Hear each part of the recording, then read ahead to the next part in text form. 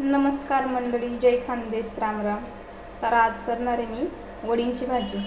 कोणी वडी म्हणतं, कोणी वड्या म्हणतं, कोणी वडे म्हणतं, प्रत्येक कोणी वेगवेगळं बोलतं, पण खानदेशात जास्त करून तर वड्याच म्हणतात लोक.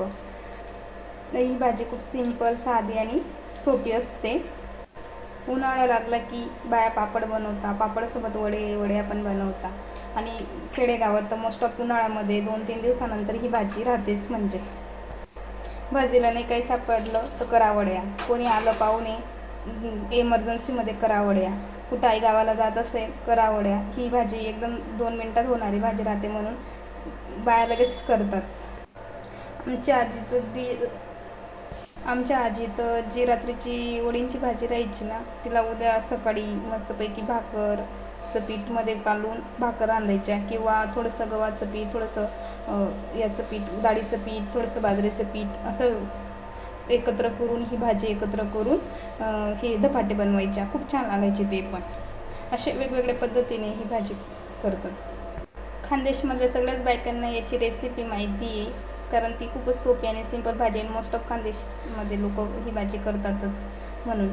पण बाकीच्या लोकांना माहिती की नाही ते माहीत नाही. आता तुम्ही म्हणणार की एवढी सोपी सिंपल भाजी आणि तिथं आम्हाला सगळ्यांनाच येते की तुम्ही.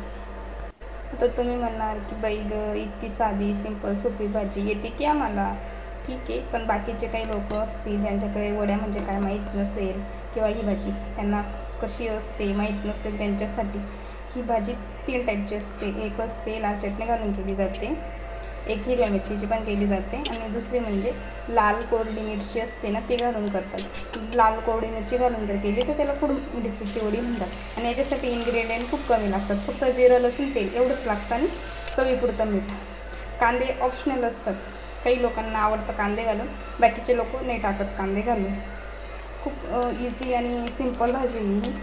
तेल टाकायचं, त्याच्यामध्ये लसूणच्या फोडी टाकायच्या, जिरं टाकून द्यायचं, आणि जर आपल्याला हिरवी मिरची टाकायची असेल तर हिरवी मिरची टाकायची, लाल चटणी टाकायची असेल तर लाल चटणी टाकायची, किंवा जी लाल मिरची असते कोरडी झालेली तिला चॉप करून टाकून द्यायचं, आणि पाणी सोबतच पकडून बसायचं. म्हणजे तेला गरम झालं की ती मिरची लगेच जडते, पटकन पाणी सोडून द्यायचं.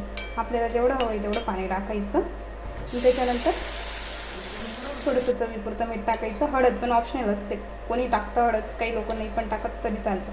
आणि कोथिंबीर राहिली तर थोडीशी वरून कोथिंबीर टाकून द्यायची, बस. आणि पाणी उकळलं का जसं आपण शेवभाजीमध्ये शेव वरून टाकून देतो तसे वड्या वरून टाकून द्यायच्या.